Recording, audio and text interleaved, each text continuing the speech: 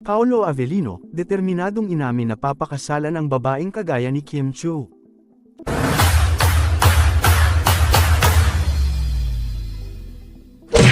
Si Paolo Avellino ay hindi nagdalawang isip na aminin na si Kim Chiu ay wife material para sa kanya. Sa isang panayam sa aktor sa studio ng Kapamilya, tinanong siya ng media kung may balak ba siyang magpakasal sa hinaharap.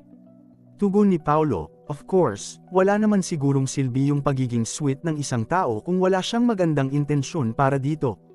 Ayon sa kanya, kahit na medyo napag-iwanan na siya ng kanyang mga kaibigan pagdating sa pagpapakasal, masaya naman siya dahil hindi rin siya nagmamadali. Para kay Paolo, mahalaga na planado ang lahat kapag dumating na ang tamang panahon para magpakasal.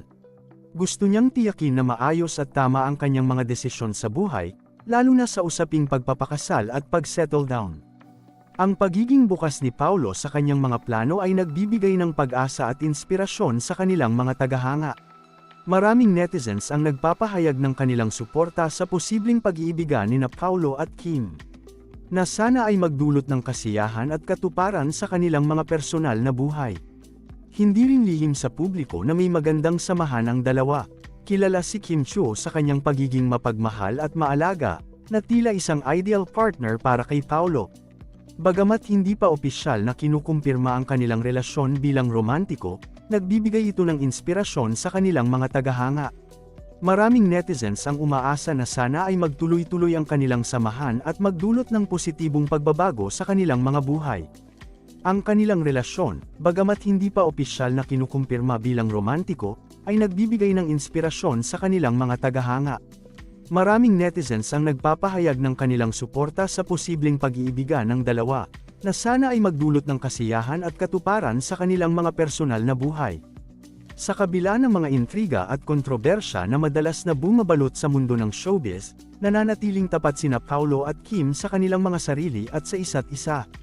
Ang kanilang pagiging open sa isa't isa at ang kanilang mga plano sa hinaharap ay nagpapakita ng kanilang maturity at dedikasyon sa kanilang mga karera at personal na buhay.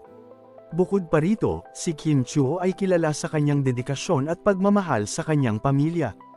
Ang kanyang matinding pagsisikap na suportahan ang kanyang pamilya ay isang patunay na siya ay handang magsakripisyo para sa mga mahal niya sa buhay. Ganito rin ang nakikita ni Paolo sa kanya, isang babaeng handang magbigay ng lahat para sa kanyang pamilya at mga mahal sa buhay. Ang pahayag ni Paolo Avellino na si Kim Chiu ay isang wife material, ay nagdulot ng kilig at saya sa kanilang mga tagahanga. Ang kanilang kwento ay isang patunay na ang tunay na pagmamahal at respeto sa isa't isa ay maaaring magdala ng kaligayahan at tagumpay sa buhay. Ang mahalaga ay ang pagiging totoo at ang pagkakaroon ng magandang intensyon sa bawat hakbang na gagawin sa kanilang relasyon. Sa kabuuan, ang pagiging bukas ni Paolo tungkol sa kanyang nararamdaman kay Kim ay isang positibong hakbang sa kanilang relasyon. Patuloy ang kanilang mga tagahanga sa pagsuporta at umaasa na sana ay magtagumpay ang kanilang samahan. Sa kabila ng mga pagsubok at hamon sa mundo ng showbiz, nananatiling matatag sina Paolo at Kim, na nagbibigay inspirasyon sa marami.